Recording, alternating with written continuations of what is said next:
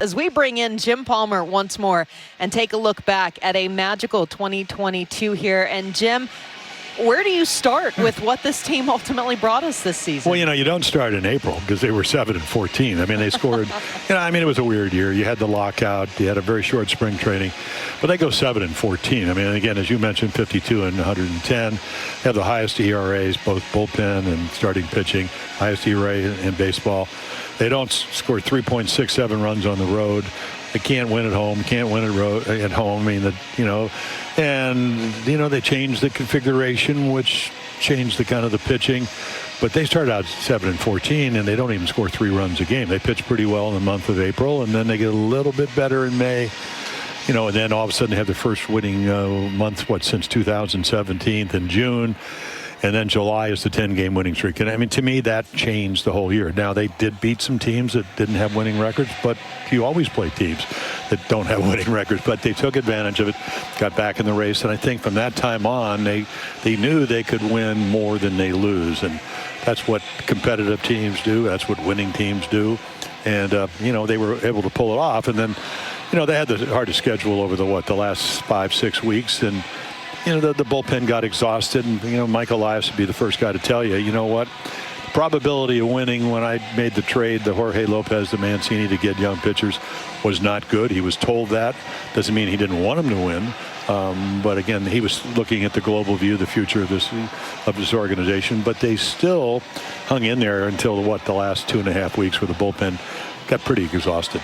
Well, and I think even when you put that into perspective, by the time they wrapped up their series in New York, if you looked at the second half alone, they were only 3 games back of the Yankees in the total schedule at that point. And it's like you said, it just gets to that point where that's a team that's stacked with veterans. These are guys who almost everybody has exceeded their innings limit. And it's not just the pitchers. I mean, these are young position players who came up in a time of COVID ball. So they haven't really seen what it's like to actually be in that full season grind until now. And yet they just handle it so gracefully and maturely, but beyond their years. I mean, what does it really take to have a crop of rookies like this? And they don't seem like they've been stargazed for a moment.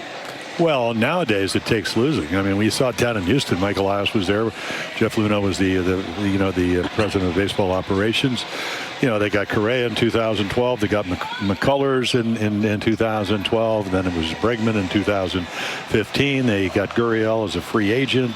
They used their young players. We talked about it during the game to go out and get Justin Verlander, who may win another Cy Young, help him in the postseason this year. Then they went out and traded some more young guys to get Garrett Cole in that window. And then, of course, he went to the Yankees, for, 9 years, $324 million.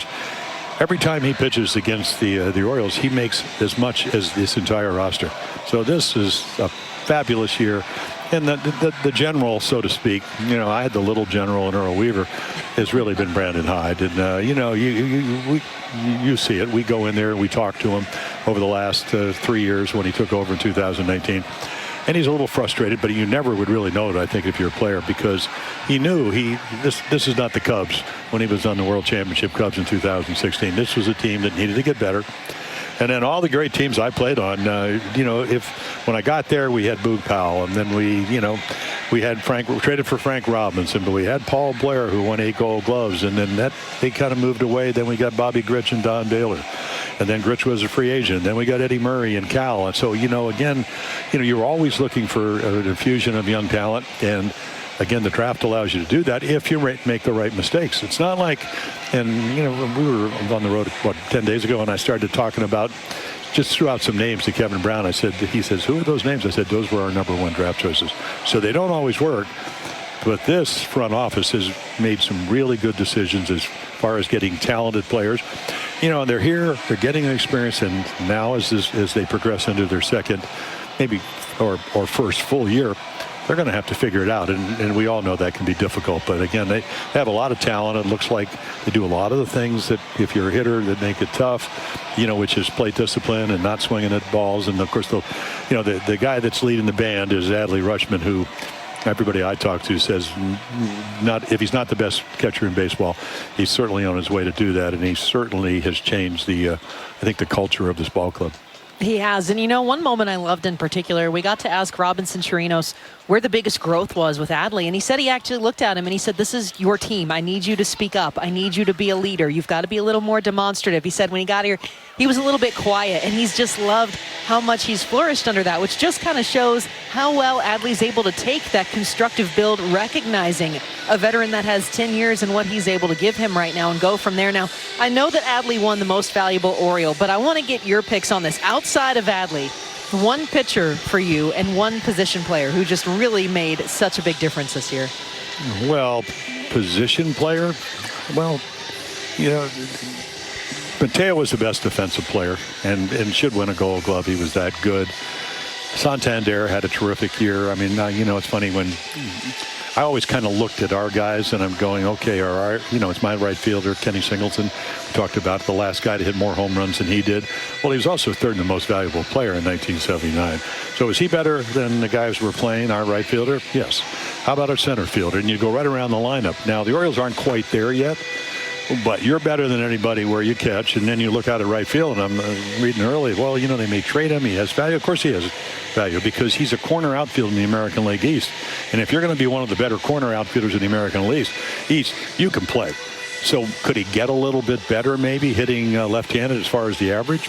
Yeah, but he hit 22 home runs, you know, against right-handed pitching. So he's played well. He got himself in better shape. You know, you have other guys, Mountcastle, I mean, new configuration here, hit the ball really hard, didn't hit as many home runs. But again, he was a very good first baseman. You can go through the lineup. Urias comes out of nowhere, hits 16 home runs. So collectively, this was the team, you know, that didn't have a team of superstars, but had a lot of guys that helped them win ball games. And once again, the bottom line, Melanie, as you know, is that they won more than they lost. And that's the direction you want to go into. Will it get easier? No. Because you know what, they take away everything they did this year and you got to start all over. But again, they have a lot of talented young players, and hopefully they will learn what it takes to play at the big league level. Oh, and for Brandon Hyde, he said you have to have talent to be competitive. We got more this year, and more is on the way. And Santander, by the way, good enough to finish 5th overall in home runs in the American League. That is nothing to shake your head at there. Jim, I don't want to let you go, but that's kind of what we have to do at this point. So I'm just going to have to count down until Florida.